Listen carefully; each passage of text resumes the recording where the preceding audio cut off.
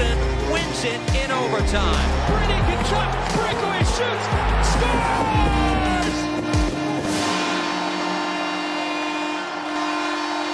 Welcome to Sens Talk. My name is Brandon and I am your host. Today, Ottawa took on the Detroit Red Wings in a game in which, frankly, Ottawa has to win.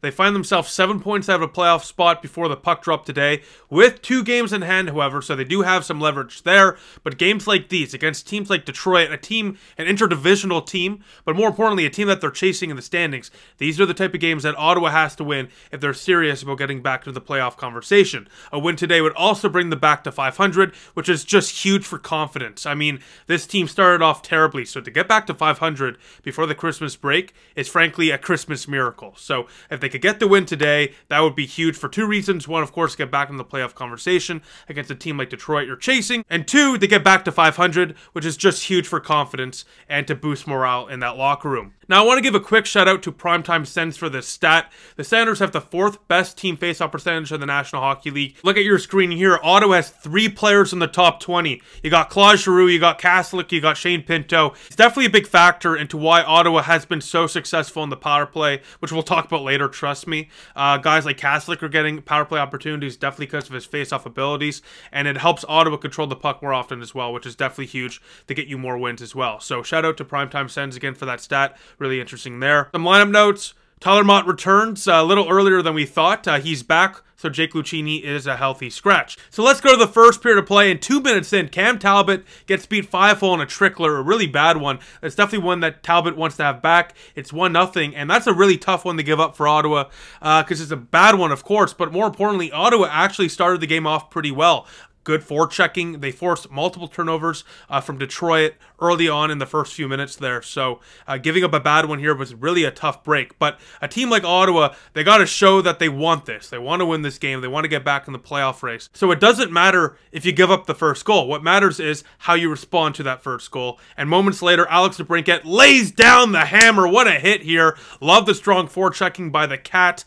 Big time check. And then about 13 minutes into the first period of play, with the Sens cycling, Alex DeBrincat feeds Drake Batherson from behind the net. Batherson gets open. He fires it off Husso and in. And Ottawa evens it up. It's 1-1. That is a 7-game point streak for Drake Batherson and an 8-game point streak for Alex DeBrincat. That second line has been on fire this last few weeks. We'll talk about that later in this video, but they tie the game here. It's 1-1. And then 2 minutes later, a bad bounce for Ottawa. Adam Ernie from in front of the net tips it past Talbot. Tough one for him. Frankly, no chance for him to stop that one. Detroit takes the lead once again. It is a 2-1 game. But 4 minutes later, Ottawa finds themselves on the power play, and you already know what Ottawa does on the power play. Thomas Chabot from the point hammers it home. We are tied. It is 2-2. Thomas Chabot on the power play with this 5th power play goal of the season, leads all defensemen in power play goals. Chabot having a career year. Keep in mind, before the season begun, Chabot only had 3 power play goals in his entire NHL career. This season alone, he has 5. That is the 13th power play goal by Ottawa in the month of December. At this point, it ties the Edmonton Oilers for most in the National Hockey League, but as you'll see later on in this game, Ottawa would surpass the Edmonton Oilers. But holy cow, this power play is something else.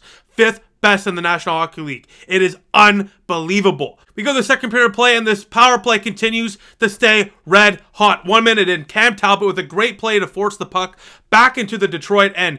On a scramble out front, Drake Batherson finishes it off. He puts it home to give Ottawa their first lead. It is 3-2. The Sens now have scored 2 power play goals. Take this in. They have scored 2 power play goals in each of their last 4 games. Absolutely bewildering. This is the best and frankly most dominant power play I've ever seen in Senator history. This is absolutely insane. 8 straight goals for Ottawa that involved Alex DeBrincat. That is frankly spectacular. 2 of those were his own, but holy cow, Alex DeBrincat, he has woken up. The Cat, ladies and gentlemen, is wide awake. But unfortunately, midway through the second period of play, Ottawa takes a couple of bad penalties. Detroit is on a 5-on-3. And yeah, you already saw what was coming. Power play goal here for Detroit. 3-3 game. Hronik rips it top shelf. Yeah, Talbot might have been a little deep there, but Kopp had a screen out front there. So that was a little bit tough there for Cam Talbot. So it's a tie game, 3-3. So we go to the third period of play, and guess what? 8 minutes in, Ottawa is again producing on the power play.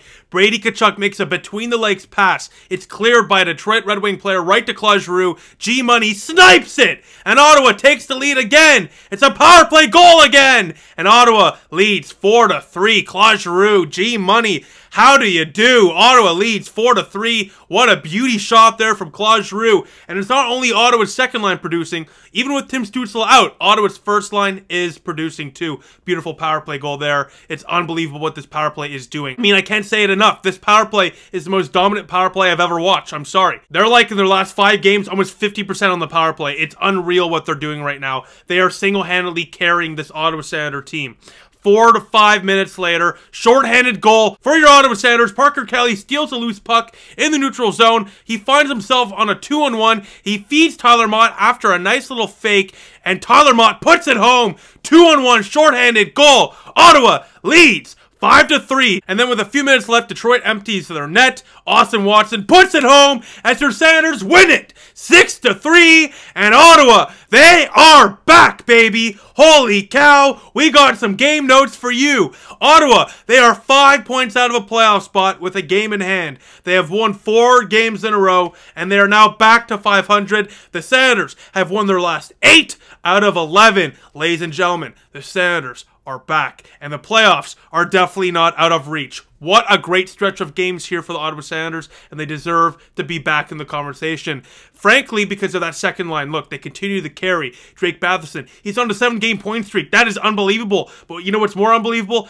Alex DeBrincat, 8-game point streak. DeBrincat, on top of that, contributed on 8 straight Senator goals. Unbelievable. And then as well, Shane Pinto has scored in back-to-back games. So that second line is absolutely on fire right now. Speaking of being on fire, Ottawa's power play is frankly absurd.